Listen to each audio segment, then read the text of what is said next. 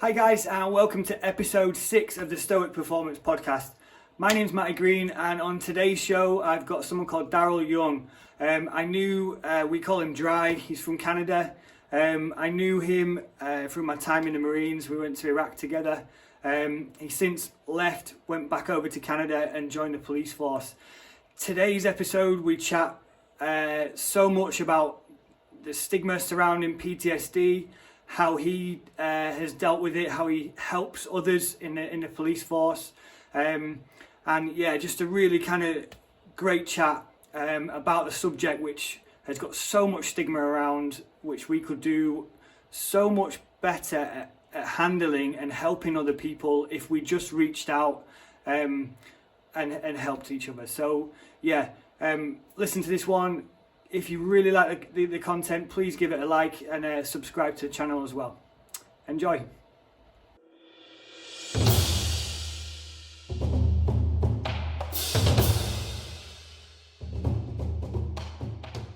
So, mate, what's been 15 years? What's been happening in these 15 years? Let me see. I left the Corps and had kind of I don't know. I didn't know it at the time actually, but I had a real kind of hard time transitioning, I think, from being inside to paying bills and doing all that kind of stuff that you don't have to do, worrying about real life things. I came back to Canada 2006. Right, okay, so you left pretty much not long after I left 40 then, yeah? Yeah, probably mid 2006. And just ended up joining the police later on in the year. Was that planned? It was, I always wanted to do that. That was actually one of the reasons why I joined the military, was to try and get that experience to join the police. But it was pretty hard to get into the police here anyways. I'm not sure about England, but I got into the police and I've been doing that since. So I've been since 2006 to now, doing all kinds of different jobs, but really kind of really struggled when I got outside with all the stuff that we know about now. But at the time, I'm sure you know, when you remember when you left, I remember when I left, I got a card. I think, did you get the same card where it said like, hey, they just handed you a card when you came back from tour, or and I think when I left too, they're like, hey, you've been exposed to some weird stuff. If you're not feeling good, see a psychiatrist or something like that. I don't know if did you get that? From when we came back from Afghan, we went and did a bit of decompression, a night on the piss in Cyprus. Yeah.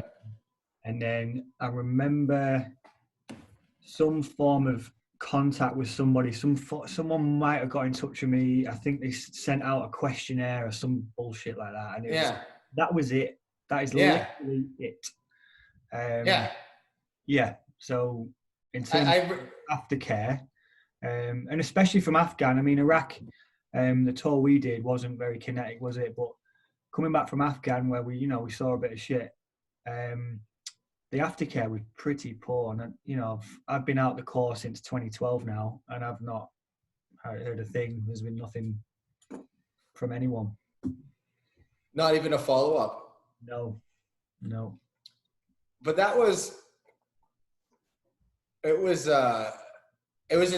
don't think anybody knew about that kind of stuff then, or they did, but they weren't.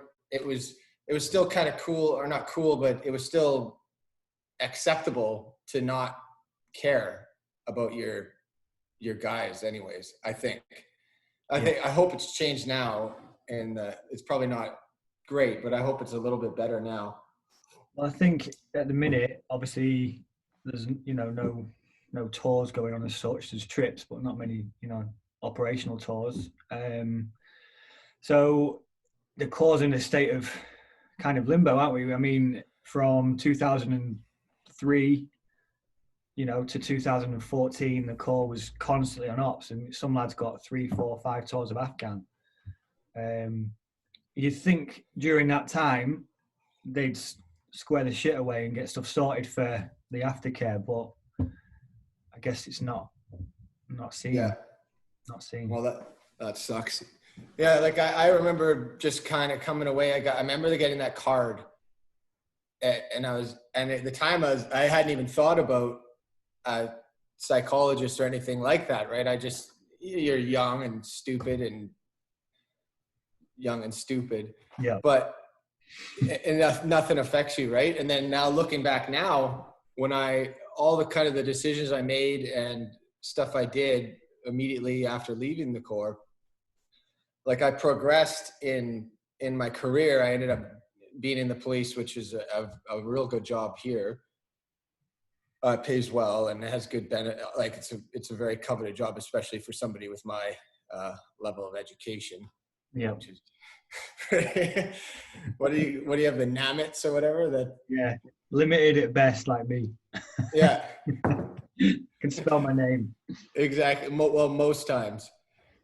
And I realize now, looking back, that when I came back out, I had no like life skills. I could do you give me a huge Bergen or whatever, I can carry it forever, and who cares, right? Do section attacks, all that, but none of those skills are applicable to real life. There's a lot of skills that you do get from the Marines that if you apply to real life are just amazing. But I couldn't handle the day-to-day, like paying for oil, like, because I never had a car or anything, because we were never around long enough. So just the day-to-day shit of real life. And like I had my marriage totally fell apart basically as soon as I landed back in Canada. Maybe not as soon as, there was probably a couple weeks there where everything was okay. But then your wife did she live in Canada, or was she? No, she was across. She was where did I meet her? She was a Wren. Right. So like somewhere like Portsmouth or somewhere. She's from Grimsby. Oh no. Just down the road from me. That's where we got married, a lovely town. Yeah, I'm 20 minutes away where I'm from originally. Awesome. I miss it. Awesome. Yeah. Yeah. The tourism money alone must drive the economy. Do you miss there. Those golden sandy beaches? The paint factories. Okay, so she was. Yeah. Yep. So she was from England, and then she came back. She came with me to Canada, emigrated. But it fell apart right away. I just could not deal with a real life, like a day-to-day. I loved, like, the Corps gives you so many opportunities. You're always away. You're always with the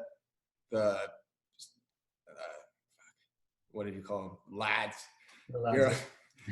Come on, you've not been away that long. The guys. But you're always surrounded by this. There's always something going on, right? And then you leave, and all of a sudden you're all on your own, and there's none of this stuff at that time. Mm-hmm. And then I was away from all my Besiopos or whatever for that, all I'd known.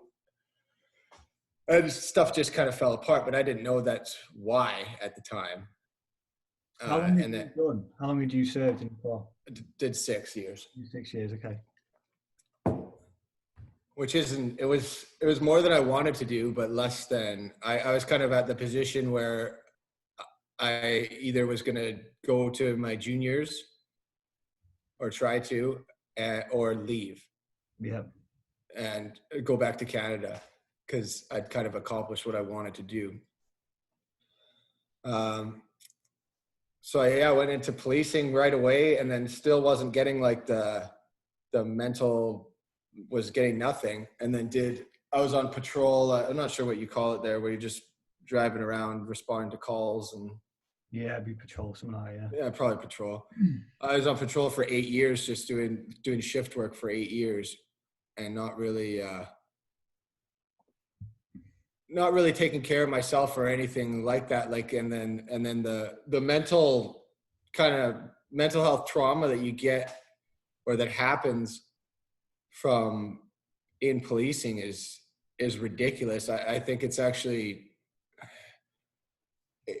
it's different than military stuff, but you're going from, you're always seeing everybody on their worst day, right? Like nobody ever calls the police to be like, hey, I'm having a wicked day, can you guys come by and have a cup of tea with me? Yeah. Always like, my life is totally falling apart, everything's falling apart, substance abuse issues, mental health issues, all that stuff, and then we have to roll in and try and sort this fucking shit out in 5 minutes or 10 minutes, protect life and all that. And you see so much, like, most of us, and you as well, come from kind of normal households ish, and you're not exposed to the kind of degenerate kind of stuff like pedophiles and murderers and all these people. And then you start working these files, and you kind of start gaining all this insight into these bad people, and you're always constantly around bad people doing bad things and struggling. And there's that saying where it says like, if you stare into the abyss long enough, it starts staring back at you, right? And that's what we're having a real problem here, the same as all service people across the world, with suicides and people not accessing the mental health programs that we have available to them. Yep. I had two people that I worked with who killed themselves just on the job. And it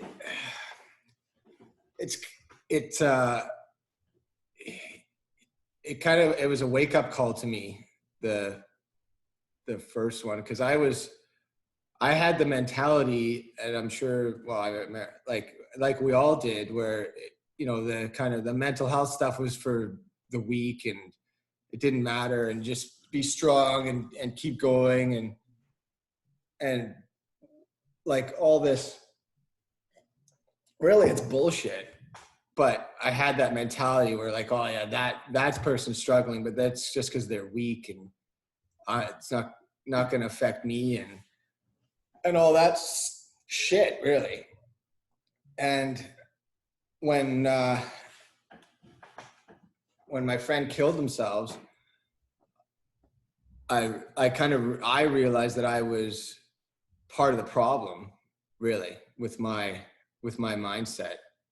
And I thought that it was a cool mindset. Like, I thought, like, oh, I'm a soldier, like this. I have to be, I have to be this person that is always strong and has just got everything sorted out. And look at all these weak people. But after they killed themselves, I started realizing that I was definitely part of the problem, and probably making it harder.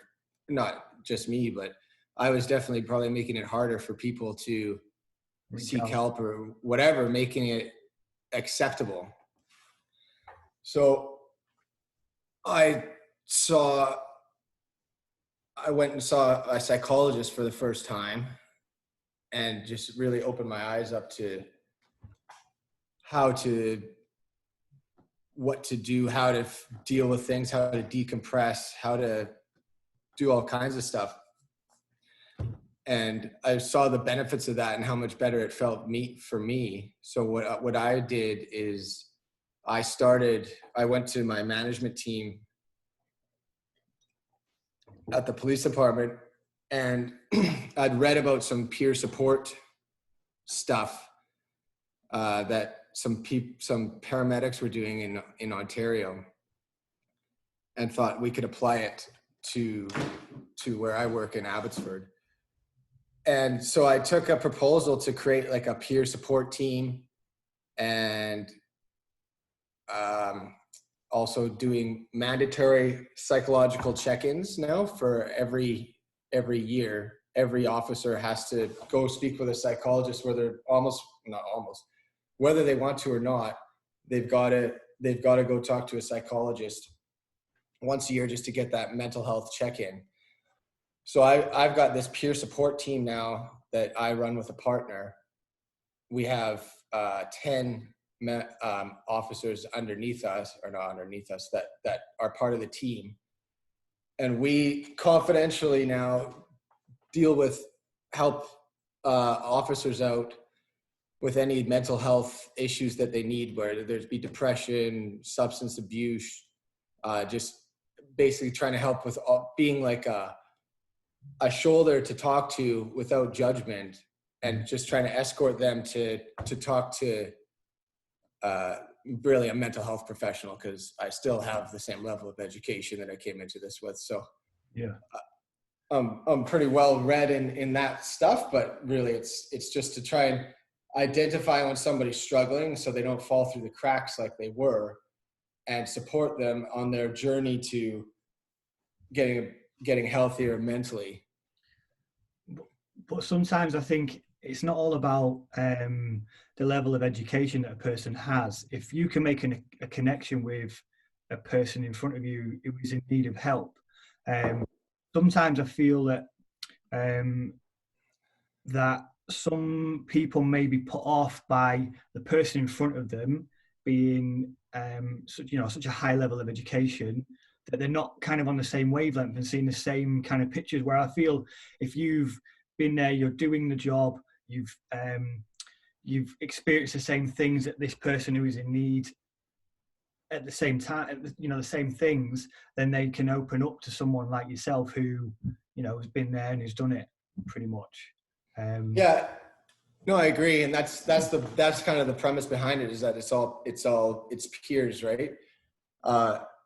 And yeah, if you have shared experiences, you're obviously much more likely to speak with somebody than somebody that's coming from outside. You're totally right. Which is the premise of it, that there doesn't have to be a preamble with it, right? We read about we have kind of like what we call an end of shift report every day. So everybody in the department gets an email about kind of what happened that night before the shift, before every 12 hours. So we scan that and read, the bad call, and then we will reach out to that member, or get somebody on our team to reach out to that member to just check in and be like, hey man, that I know what that call's like, that dead baby, that whatever. Yeah. How you doing? And that's why I've really liked reconnecting with you, is because I've seen that you've been doing you've kind of taken away that stigma as well. And you've been talking a lot about like your mental health and your stoic mindset and all that, which is awesome to see people come up, and you're being a leader now, right? And you're in your cachet, and it's awesome being a real positive role model. Yeah, thank you. It's something kind of with myself. What kind of really impacted me was the corporal who took me through training, who I idolized, as you do, those people who take you through, I idolized, and then he became my section commander out in Iraq. When unfortunately he took his life last year, I just couldn't believe it. Like, the man was, apart from my own father, he was like, had the most profound effect on my life, and what I wanted to aspire to be like. And I couldn't believe it had happened. And yeah, like there's other lads who have been out in Afghan with us as well, and unfortunately they've taken their own lives, and it's just so sad to see. But I do feel the tide is slowly starting to turn in that the lads aren't kind of, you know how you said you were kind of part of that problem where it's like, you know, you should be stronger, blah blah blah. I do feel like the tide is definitely turning with the lads. In fact, that, you know, the door's always open, and lads are always saying it like a lot more often. Like I'm in a WhatsApp group with lads I was in Afghan with, and it's like, right, how's everyone doing? Anybody need a chat? That type of stuff. Like it's not seen as like, oh my god, he's asking me if I need a chat. What a hippie. Like that's not the case anymore. Do you know what I mean? So I do think the tide is turning, but yeah, it's something that's close to all of us who have been in and have left. But with obviously you're doing the check-in with everybody yearly who are serving. Do you do a check-in with people who have left the service as well? Are they open to that?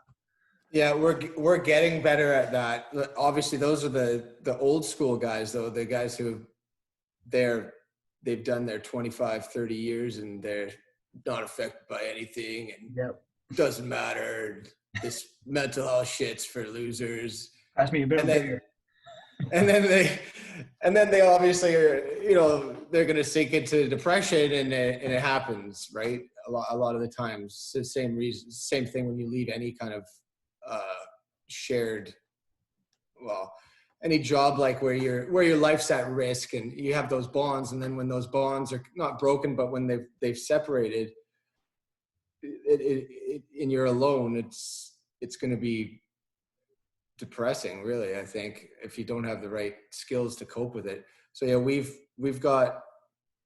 we're not up to speed as we'd like to be on that, but we're working on it, basically, to just we do check-ins with some of the more vulnerable people that we've identified, but we're getting better at it. But it's definitely something that we have to improve in, is the aftercare of, like you said, right? It's been 8 years since you've been outside, and nobody from the Marines is called to see how you are. Yeah. But a lot of that does fall down onto what you're saying, like your oppos, right? Like a lot of that does,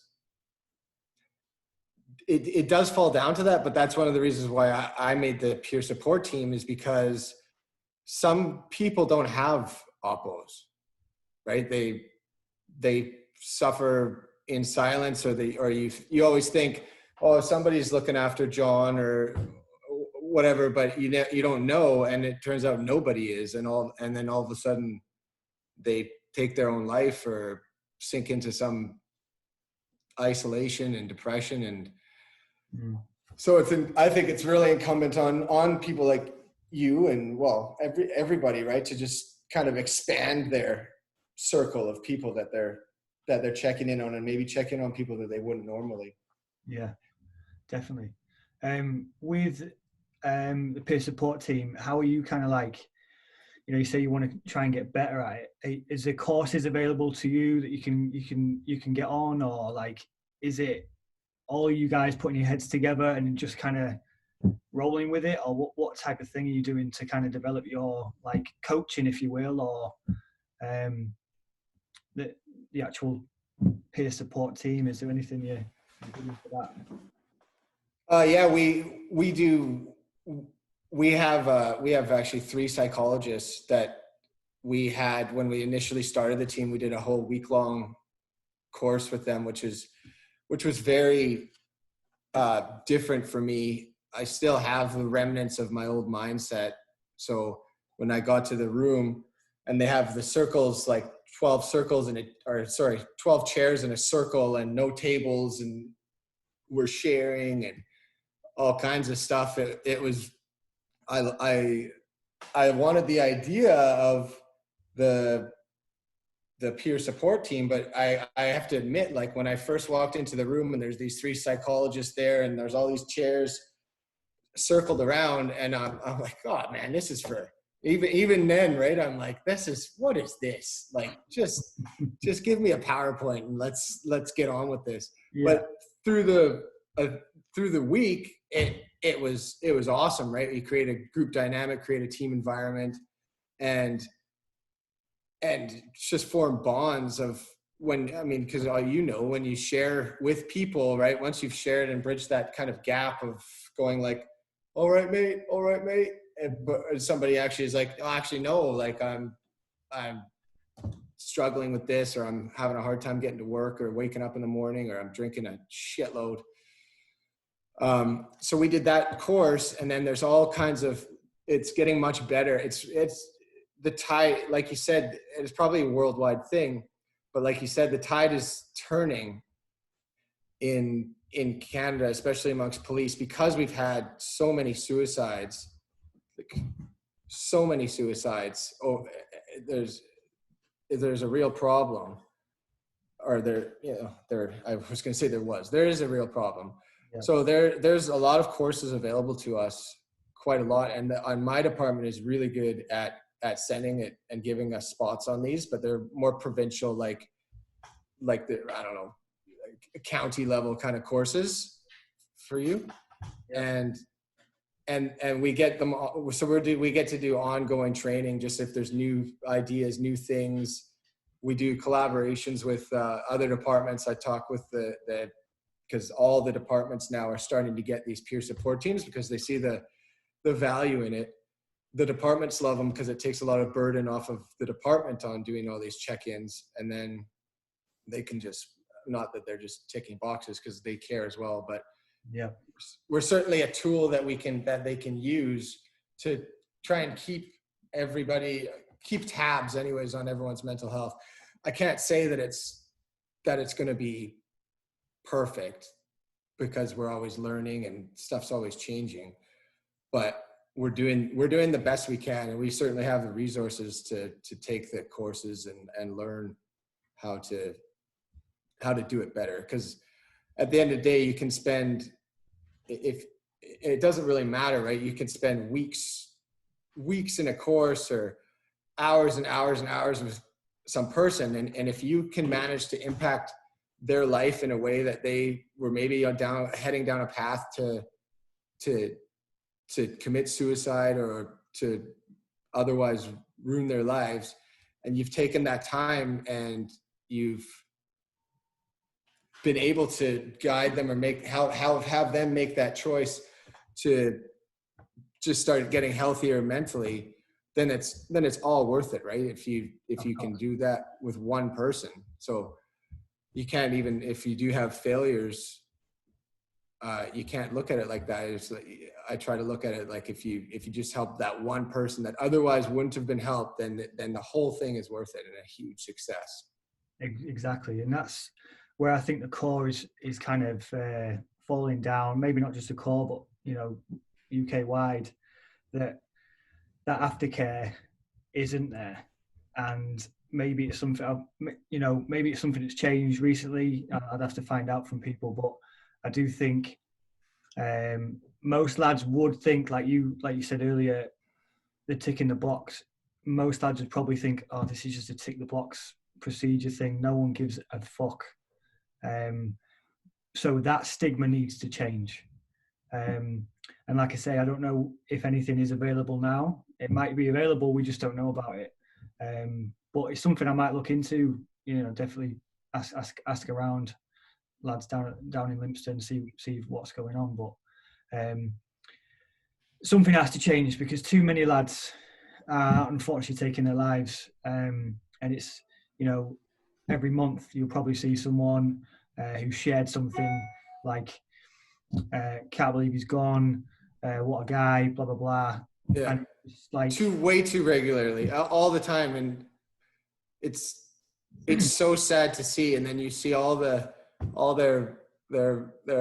friends and like all the disbelief, right? And then, but that's what you're trying to prevent, right? Is you got to get there before that post, because that post is great, and it's really good to remember people, and it brings people together in their shared grief. But you're right, way more has to be done before that eventuality happens, right? Those are the guys that are slipping through the cracks and really suffering and not.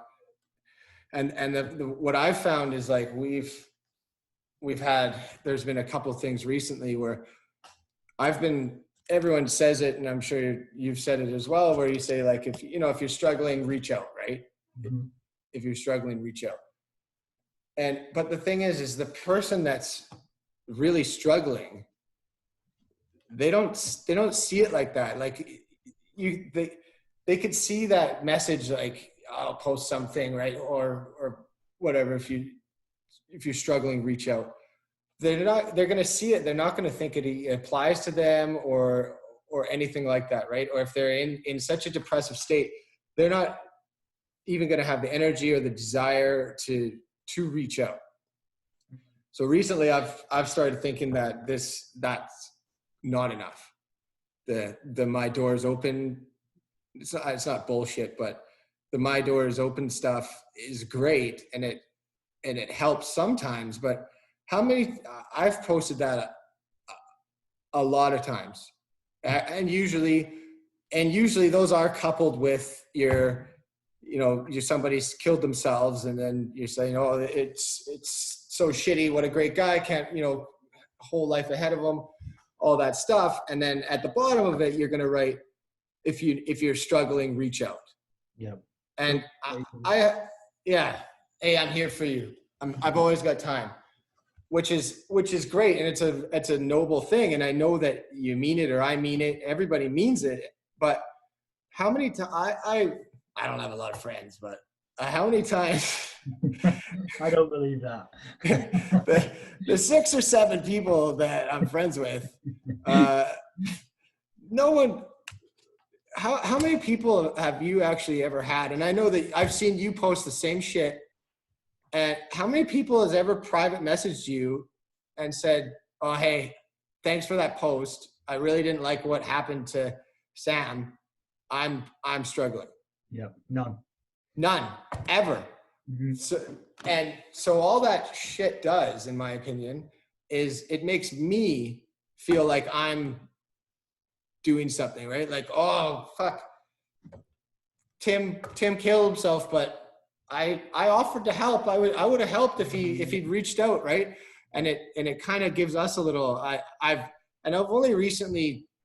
It's only been the last couple of months where I've started thinking that's not bullshit, but it's not enough. Yeah. So I've now taken it on myself I have a list of people, and I keep adding to it, that I call, and not even text, because it's fucked, because I don't know what England's like. Well, I do know what England's like, and that's why I live here. Just You've not forgotten about how much about it. No, I love it. But here nobody calls, right? It's all text or it's the same. GIFs or memes or whatever the fuck they're called. Yeah. So when people call, actually people are like, what the hell? And they actually answer. So I've been actually having these it's been crazy, telephone conversations with people. And those are going great and getting tons of feedback, like, hey, that was awesome to talk. And it actually it opens the doors to that reaching out. Yeah. Right? When actually somebody does care, they took the time out of their day to talk to me for 10, 15 minutes, asked how I was doing, asked what's going on. I have subsequently now had like unsolicited, whenever I say unsolicited, I always think of dick pics, but I've had those too. But I've now got unsolicited text messages from people that I've reached out to and talked to who are like, hey, today's a shitty day. Can I talk to you about it? And so this little experiment I've been doing for the last couple of months is actually really starting to pay off. And it's so simple, but it's actually making a difference. And obviously I can't talk to everybody, but it's making a difference in the people that I talk to. And it also helps me too, right? Because when somebody opens up to you, you're likely going to open up to them too, right? And everybody's carrying something all the time. At no point are you ever going to be just fucking free and clear of everything, and just life is just a big rainbow with a pot at the gold at the end of it, right? There's always something. So it helps both of you. So when you've got this list, you pick a name or whatever. What is it? Is you ring it and just say how you doing? Pretty much. Is it just that, or is it kind of like more in depth than that, or is it just I thought I'd ring you just for a chat, see how you're doing, boom, and then go into it? Yeah, I mean that's like we have this training for the peer support. Well, everybody has probably taken it, but they call it active listening, right? Have you heard of that? Yeah. I think so. Yeah. Yeah. Actually, you do it very well right now. But yeah, it's just a simple matter of calling and being like, hey, what's going on? How's it going? How was your shift? Right. And just starting a conversation, and then you can somewhat steer it to actually checking in. But sometimes all it takes is a conversation, right? I've had just a conversation, like a 10-minute nothing conversation about nothing, like just the kids and whatever, car needs an oil change, whatever. Mm-hmm. But then it follows up later with some real shit, right? But it just takes that. I've found that it's been so much better doing that, and so much more effective than this my door's open shit, because nobody comes to my door, right? Like I live, nobody just knocks on the door and comes in and talks about shit. They're not gonna. You got to reach out and contact them, and it's been awesome. And yeah, it just starts with a generic phone call, just a nothing bullshit thing like, how's Sunderland doing, or whatever team, soccer or football team you follow.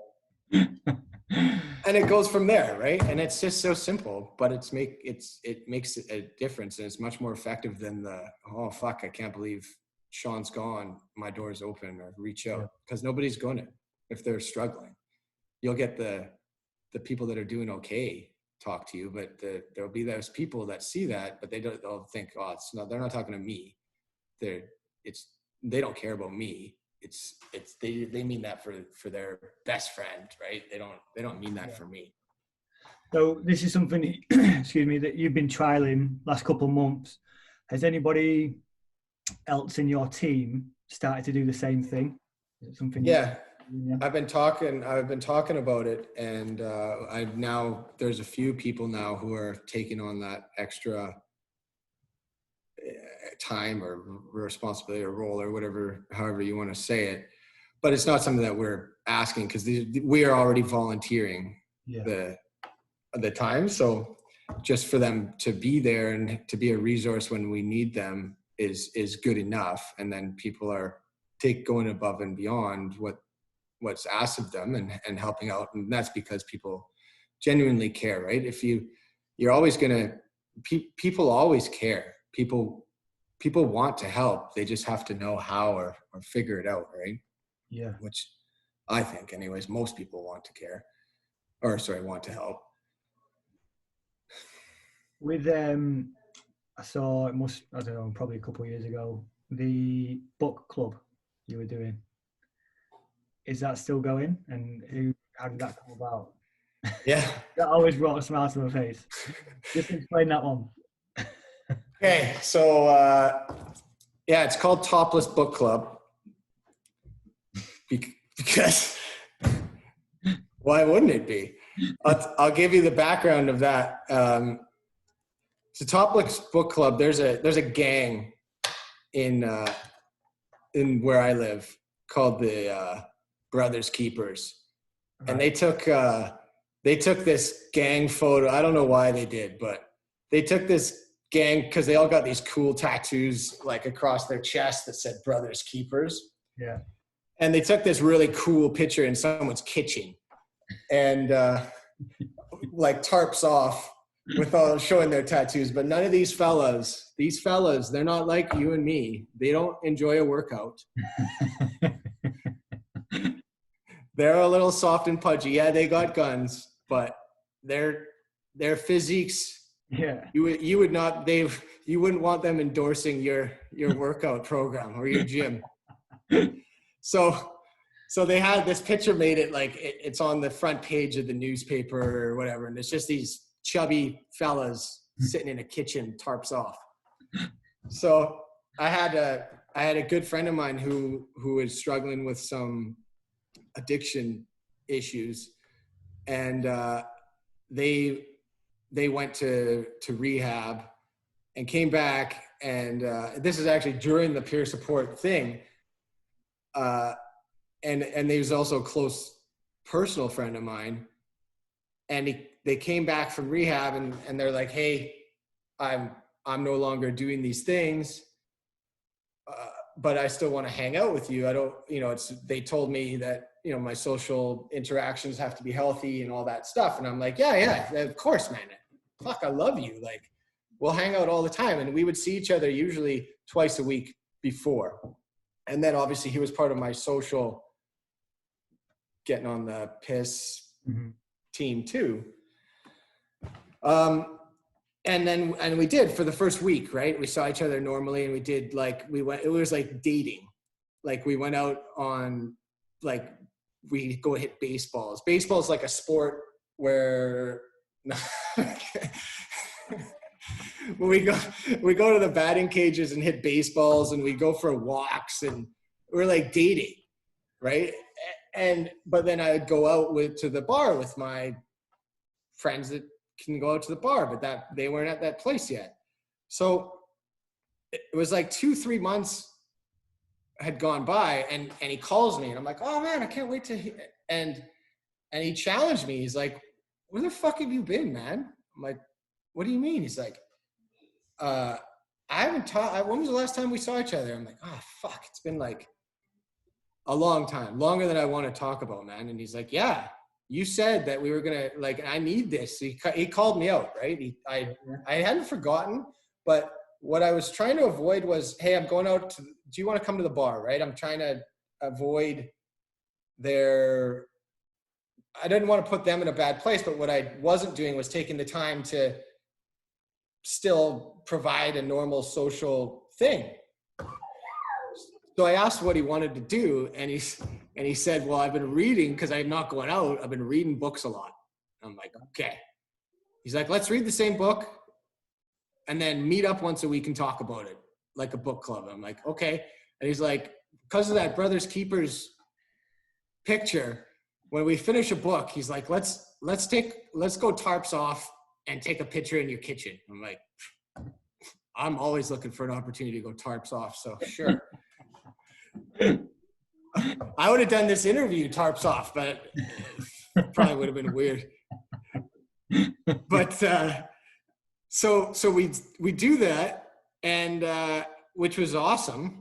It was really cool to like intentionally meet, right? To take the time to intentionally sit down and meet. We drank tea. I made snacks, real good snacks. Yeah. What do they call them? Hobnobs. And I saw those at a store the other day. It really brought me back. So we did that, and I'm like, and we didn't talk about the book. We actually talked about what's been going on in his life, what's been going on in my life. And it was like, fuck, it felt fucking awesome after it, right? And the book was inconsequential. It didn't matter. We just talked for an hour. We just sat, two dudes, well, just like you and me, two dudes sitting and chatting, and it was fucking awesome. Mm-hmm. So I was like, fuck, like I know lots of other guys who could use this.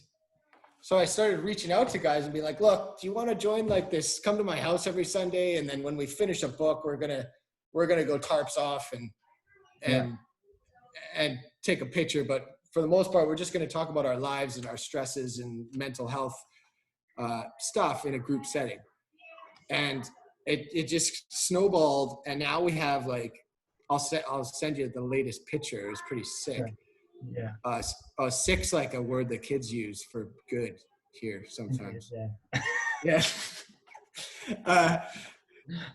We've got 15 full-time members now who come to my house, and obviously people are busy, so the meetings are usually like 8 or 9 people. We sit around, talk about, it's a sort of a sharing circle of bubble of trust, and just talk about the issues that we're facing on a daily basis. Family life, everyone's cops, so nobody has to, there's no preamble, right?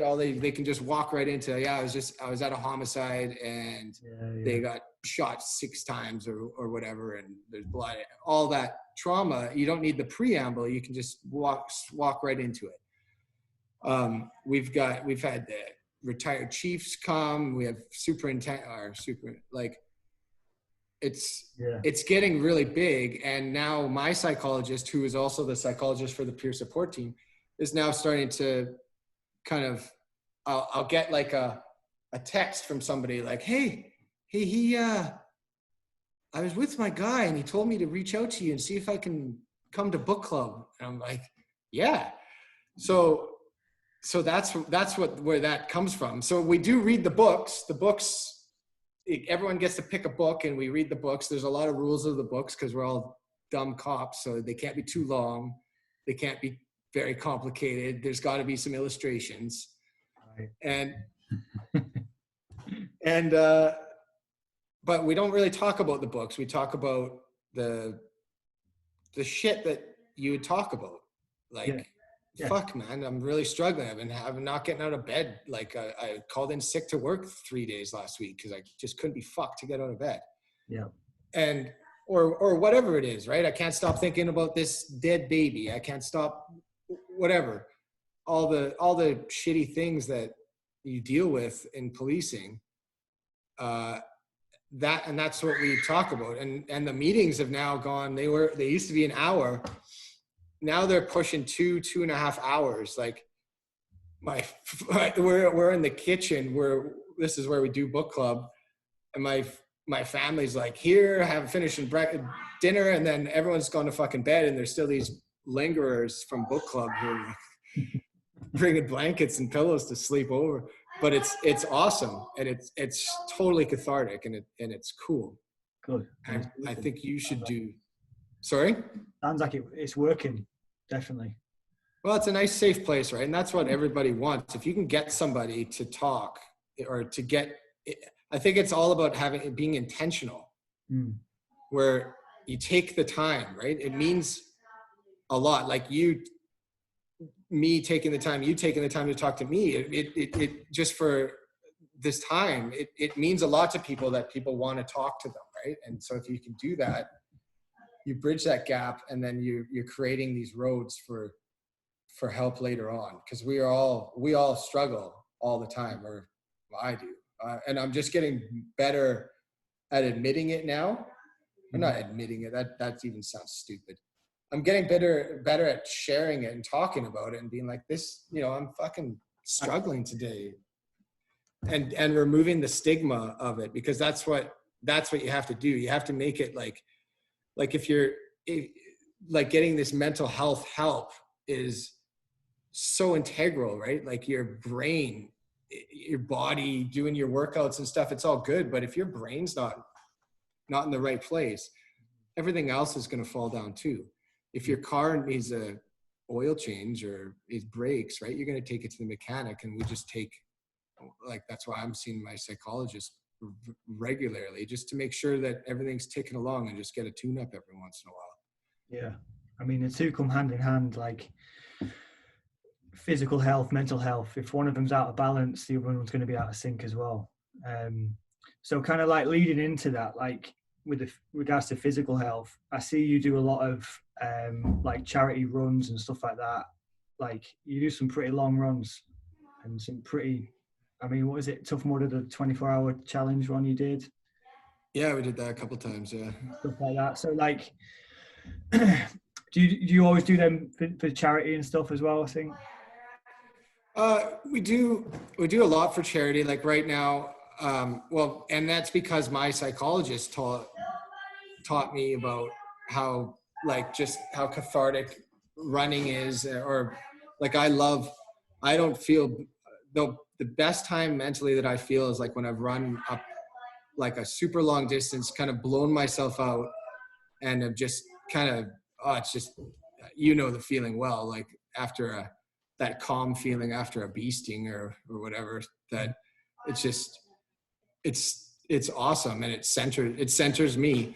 So I do a lot of, and so I'm a strong believer, as you are, in like that your mental health is very directly tied to your physical health. I think Mm-hmm. if you're out there getting after it all the time, then inevitably your mental health is going to be better. Like it's not the be all end all, but it's going to make it better. So I try to create these group environments so that other people can do stuff, right? Because people just need a reason, and they'll come out. So like right now, we had a member, I don't know if you heard about it, but about a month ago, not even a month ago, a few weeks ago, the shooting in Nova Scotia, 21 people got killed. I think saw something about it, but not much. I've really stayed away from all forms of news really for the past. Yeah, well, it definitely was not good news, but we had an officer there get killed, Heidi Stevenson. So we're doing a run. Or something that you post about her. I did see that. Yeah. Yeah. So I didn't know her, but obviously the policing community is a lot like the military community, where you could have a guy from 4 or 5 have something happen. You never met him in your life, but you have that solidarity, that brotherhood with them. And we have the same thing in policing, not to the same level, but we definitely have the same thing. So we're doing there's now 30 something of us from my department who are doing a run at the same time as a bunch of people in Ontario, which is like across the country. And we're raising money for the police, the law enforcement, like the Blue, it's a ribbon society that provides scholarships to families of the fallen. But it also gives everybody an opportunity to come together and do something together, create some bonds. And then also some people, it's this one's a 5K, and some people are gonna have to train for that. So they're gonna get out and train for it. And it just creates these kind of positive waves of it creates these positive, need coffee, these positive waves. And so that's kind of what I do. Like I have a policy that, like, I'm not like Matt Green fit, but I'm fairly fit. Yeah. So, but I have a policy there, where a personal policy, that if somebody wants to go for like a 500-meter walk, I'll go and do that. Like you don't have to be at running marathons level. It doesn't have to be a marathon. If somebody is, not even just if somebody's struggling, but if somebody wants to go and do some phys shit, like you want to go throw a ball around or whatever, yeah, fuck, let's do it. Let's go. And it creates, it's all, I think it's all about creating these bonds, right? Like you see these world's toughest, actually on the world, one of the last one, we had James Greenwood came from England. I hadn't seen him since, it'd been forever, and we hung out for the week. It was awesome. But you create these kind of, it's all about, because I think the psychologists are great, and I think they are, but I think a lot of it is the day-to-day, because psychologists by their very nature are busy, and you can't talk to them all the time. So you have to create your own environment for your mental health, in my opinion. And so when these runs do, and what these things do, is it brings people together, and they'll run beside somebody, or they'll talk to somebody, or they'll see somebody that they hadn't spoke to in a while, and it'll just reconnect them or bring them together, so that they create these inroads and these paths, and then it gets easier and easier and easier to reach out. or to talk or have that relationship. So I think it's awesome. And the big one we're doing right now is the Run to Remember, which I organized with my partner last year. It's a 140K run. We start in Abbotsford where I work, and it's for the BC or the Law Enforcement Memorial. We run in 3 days, the 140K, and it's to raise awareness for the police officers that have been killed in the line of duty. They have a run in Ontario too that we do at the same time. And for us, it was our first time doing it last year, and it was nuts how impactful it was on us. We had 10 runners who did the whole thing. We carried a flag the whole route, and then every kilometer I would read out the name and date of end of watch and cause of death for an officer. Wow. And it was a very it was more impactful than I ever thought it could be. And then we ended at ended it with an 11K run together with members of the public could join. And we had, it was unbelievable because to lead us through, have you ever heard of Victoria? Not the Queen, but it's named after her in Canada. Yeah. It's the capital of where I live. And there's the Parliament buildings, and there's a law enforcement memorial there for the members that have been killed in the line of duty. And I had a friend of mine in my department got shot and killed or murdered, named John Davidson, a few years ago. And that was really the catalyst for trying to start this thing up in where I live. And so for the last 11K, we had his wife and daughter and run. They led us to the bastion, as they call it, and it was just amazing. And it helped. They reached out, or not they reached out, but they're kind of reminded that they're still loved and still part of the family, even though John's gone. And yeah, it was awesome. And it's creating those kind of those bonds and those times and memories and that help. The people on the run there's still like you said, you had your chat group. We still have this chat group going. And every once in a while, there's little offshoot conversations that happen, and it's just I'm a lot like you, where I believe that your kind of group togetherness and your mental health is really tied with phys doing. That's my angle. Other people are going to take the meditation angle or the yoga or yoga's actually pretty. You should see me do yoga. I'm pretty. It's all positive. Like anything. Like I've not got, like some people say, what do you think of this type of fitness, that type of fitness? Like, to be honest, I don't care as long as people are doing some form of physical activity. Like all positive, physical, mental, everything. As long as someone's doing something. So,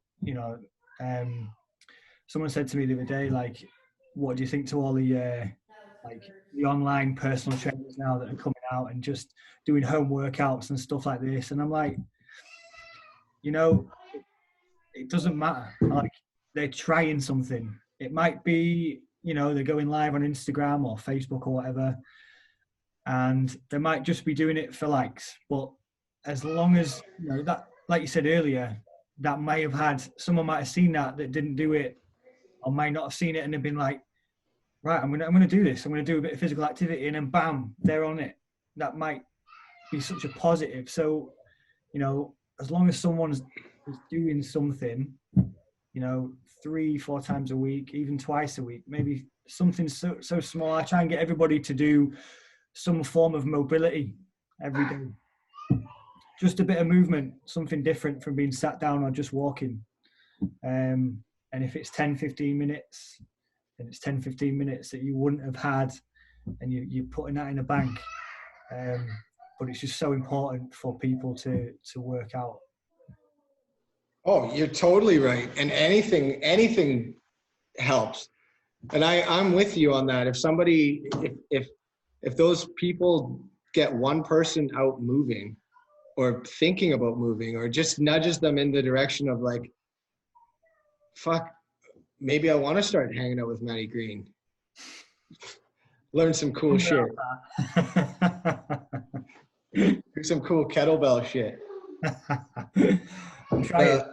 But that's awesome, right? So I like that you think like, and that they're not the competition for you or anything like that, right? Because it all leads to, the healthier people are, the better it is for everybody. That's it. There's plenty of people to go around, like 7 billion, whatever we've got on the planet. Like to think of other things as competition, like nah. Even where we are locally, like there's other trainers. There's plenty of people to go around, to come to my gym, to go to someone else's gym. Like it doesn't matter, as long as they're doing something. That's all that matters. So yeah, it's just about getting a message out, and with yourself doing a kind of these runs and these kind of pretty big events, nothing but positive messages are sent out by people like yourself doing those things. So awesome, mate. It's really great to see. Yeah, well, I think if you have I believe that if you have the ability to do this kind of stuff, then you almost should. Like, yeah, if you don't have to, but I think if you have the strength or whatever it is, like what you're doing with these videos, like it's really cool to kind of put yourself out there, and I think it's awesome. And people are learning a lot, hopefully, and maybe it's the same thing as the fizz, right? Maybe the last video you did maybe made somebody think about something, and it changed a life, which is what you want, right? It's not, nothing that you or I say is gonna actually save anyone's life, but it might be the action of even just two people talking openly about struggling with shit or needing this, and then somebody will be like, hey, fuck, me too, I'm gonna talk to somebody. And it doesn't have to be us or anything, right? It just can be anybody. And that's I think that's what, if you can do this shit, then you should be. Yeah. Just to try and help, in my opinion. 100%. If you had a message for someone like who was thinking about getting in touch, or whatever it might be, what would you say to someone might be listening to this now, and just wondering about getting in touch with someone? What would you say to somebody? To get in touch with us, like a psychologist, you mean, or anybody? Anyone, just. Oh, well, it's like I said before. I think like, well, they obviously should. Like people care. So if you feel like you want to talk, I think people would be very surprised by, like, I think the stigmas are still there, where people kind of try and hide their mental health issues or concerns or their anxieties or anything like that.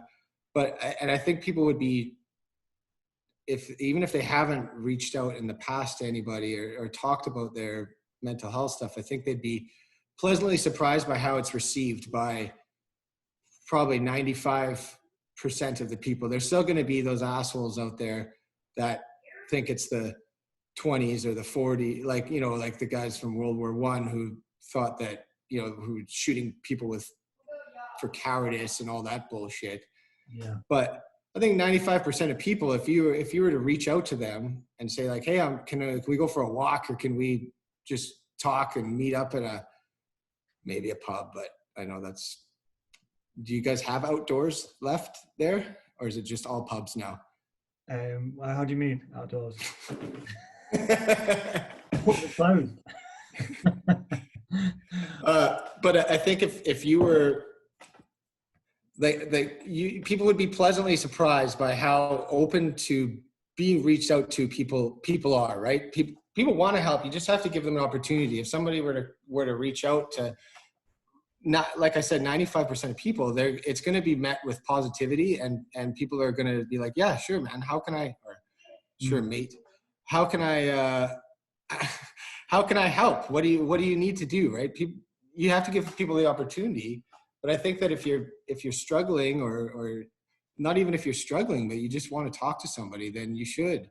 It takes a little bit of, I don't know if you want to call it courage, or it takes a little bit to text somebody and be like, hey, I'm not doing great. I want to figure out how to unfuck my shit, right? Yeah.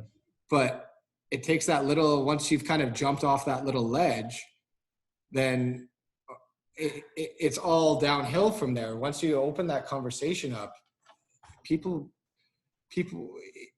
they want to help.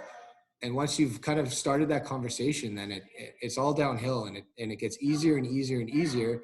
And then you realize, once you've explained that you're struggling, that there was no backlash and there was no negativity, and nobody laughed at me and nobody made fun of me. And the reaction I got was that, they wanted to help, and they asked, how can I help? What can we do? What do you want to do? Then it makes that so much easier the next time. And which is awesome. And then they might realize how awesome they felt about that, and moving forward, start reaching out to other people too. And that, because I think it's all community. One person can't, you're not always going to be able to deal with everything, right? There's going to be a new viewpoint. There's going to be a new perspective, something that will benefit you. And then the depth of knowledge is so great, and the life experience, that you're rarely going to have a problem that somebody hasn't dealt with. Yeah. And maybe they've dealt with it poorly, and they can say, fuck yeah, I was struggling with this too, and this is what I did, and it fucked everything up. Like when I came back from England, here's the life choices I made, and it ended up with a divorce and custody battles and all kinds of shit, right? Here's what I did and fucked it up. Yeah. Maybe you can look at that and not do it yourself. Mm-hmm. So, I mean, I'm a huge proponent of reaching out, but like I said before, I think it's incumbent on us, if you're able to actually call the people that you think should be reaching out, because they're probably more than we think. Yeah, a little nervous, or they're not sure, because it's a lot, right? I think, I remember, obviously it's been a number of years since I've been in England, but it's a lot. You got the pub going happy, like most of England. What I remember of my social life in England was just going out on the lash with guys, right, and having a very kind of bravado-y thing, wearing dresses and bin liners and all kinds of stuff. Yeah. Wearing nothing sometimes. Uh-huh. So it's a lot for the first time for somebody to go from going out with Matt, like, wearing a dress and handbags and stilettos in the pub, to like on Tuesday be like, hey, I haven't not drank in 3 weeks. Right. Mm-hmm. And it's a lot to go from that fun conversation that a lot of times you have with your friends to actually having like a real conversation. But once you've bridged that gap, I think it's so easy. It's just to get to that place where you're bridging that gap, and just to make that first reach out, which is why I think that it's important to reach out for the not the person struggling, but the other, well, everybody's struggling, like, let's be honest, but yeah, the person that I just, like I was saying before, I think it's important for me and you, people that are in the position mentally right now, to reach out and not wait for that person to reach out, because if they're too far in a depressive state or something like that, they're not gonna. And then you'll just read that post, and that's the last, like, you and me are the same. You never want to read that post again, right? I never want to fucking see. I know it's going to happen. yeah. That's But knowing it's going to happen again at some point. yeah, but it's like that starfish parable, right? You know, remember that one where the guy's walking down the beach full of thousands of starfish, and he's throwing a starfish one by one back into the ocean. Yeah. And some guy's like, hey, you're never going to get all these. You're never going to fix or save all these starfish and sand dollars. But the guy throwing them is like, yeah, but it matters to this one that he throws back in, right? And that's all you can do. We're never, unfortunately, going to be able to save or help everybody, because there's going to be people that you can't help everybody. Yeah. But if you intentionally try to make a point of reaching out and staying on top of shit, then you can make differences, huge differences to people individually. And then with the greater group message, like these videos and like your social media stuff, that makes a difference. But what's actually going to change people's lives is the individual contacts. That's just what I've not started to believe, but that's what I believe in that it's incumbent to make the effort. Yeah, gotta be proactive with it. Like, look at how much time you spend in a day. Like, I don't know if you're I know you're pretty big on TikTok right now.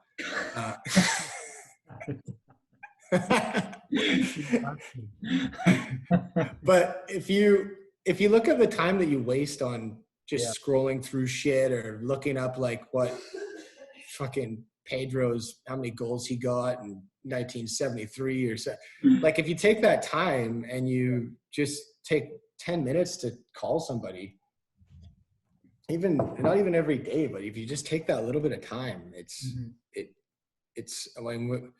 mean, it's cool to know how many goals Pedro scored, but it's probably cooler to reach out and talk to somebody and create this relationship that you can build on and help out. Because once you've built that relationship with somebody and you've helped them out, they're now in a position to help others out. It doesn't just stop with you and them, right? If you help somebody to get stronger and get help and realize what's healthy and what's good, then they're going to be in a position to help somebody else out, right? Whereas otherwise they wouldn't have had the strength or the ability to reach out to their friends in their circle, and now they can, right? So you're creating like a community of mentally strong people, which is awesome, I think.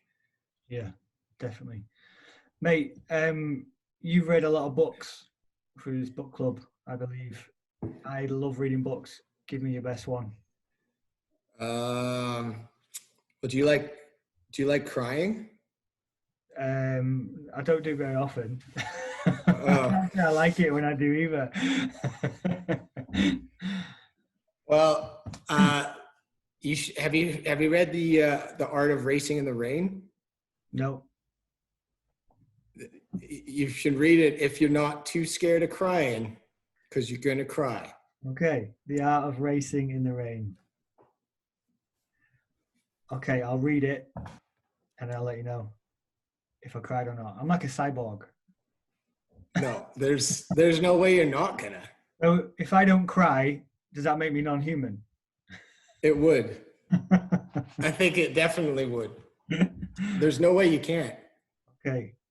You might even have to get like certain parts. You might have to get the missus to read it to you, just because you won't even be able to see through all the tears. Okay, I'll get it read. Mate, I just want to finish up and say thank you for your time on this. Absolutely brilliant what you're doing, you know, in the police, your local community, and you know, who's to say it doesn't go nationwide for you guys, and something that we could potentially bring across to here as well. So really hats off to you, mate. Just keep doing it, keep getting the message out there and spreading that positivity. Oh, well, thanks. And you're also doing this. These are amazing to get. It's a great idea what you're doing. And I did it spring up because of this COVID thing where you started thinking about doing all this different stuff? Yeah, I think it did. Like in terms of like the stoicism stuff I'm getting into. Yeah. I feel it all ties in well, and getting people such as yourself and other veterans. Like it's not just veterans I'm getting on, all to do with you know, I'd and one of my good friends, Tim, who's a strength and conditioning coach, we talked about fitness and stuff like that. It's just all tying it in together, and you know, just while I had the time, let's not do it, and then hopefully I can continue to do it when normality resumes, and I'll set aside, you know, an hour or two or whatever to get this done with somebody, and we'll just see how it goes. Yeah, I mean, it's awesome. Like, I think there's a lot of positive shit that has come out of this, because like I really think like what you're doing here is awesome, and getting like basically your positive message out to all. I mean, you're going viral. Like you've probably got more views than like the Kardashians now. I think I'm just a few behind, but just a little. But I think it's awesome, and like we said, right? If you get one person to start thinking about stuff, then it's all worth it. And so I think it's really cool that you've taken the time to, instead of just sitting around, you're doing this proactive thing, which is really awesome, and it's commendable, man, and it's cool, and I love seeing that people. It's like I love seeing this new way of thinking, and people not like yourself not being intimidated or scared to kind of put themselves out there and talk about this shit, because that's how you're going to change stuff and make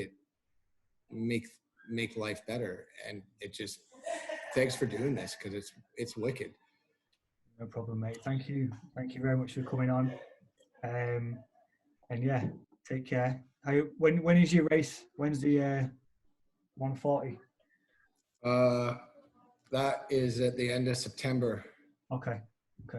September. Are you in training for that now then? Yeah, I guess I'm always trying to, like, because of what I think about mental health and physical fitness. Like I'm always on it anyway. I'm always on. Just waiting for videos from you, doing my stuff. Have you seen my running warm-up routine? Have you seen? I haven't seen that. I did I got really, when you got into the kettlebells. Yeah. I got really into those too. I started doing all those, but I couldn't do what did you do? Not 24 hours, but what you did something crazy. The Turkish get up one. Yeah, that was it. So 60 minutes with 24 kilo kettlebell, as many Turkish get ups as you can. Yeah, that's nuts. 136. 136? Mm-hmm. Jesus. So it's all right. I'm not in any rush to try and beat that either. No, that must be a bad memory. I'll send you some workouts over. I'll get your email and I'll send you some kettlebell workouts over for you to do. Okay. All right. But they have to be tarps off. Oh yeah, of course. Mate, thank you very much. Take care. I hope you're well. Hope you stay safe as well. Yeah, you too. Thanks for having me. Cheers, mate. Bye-bye.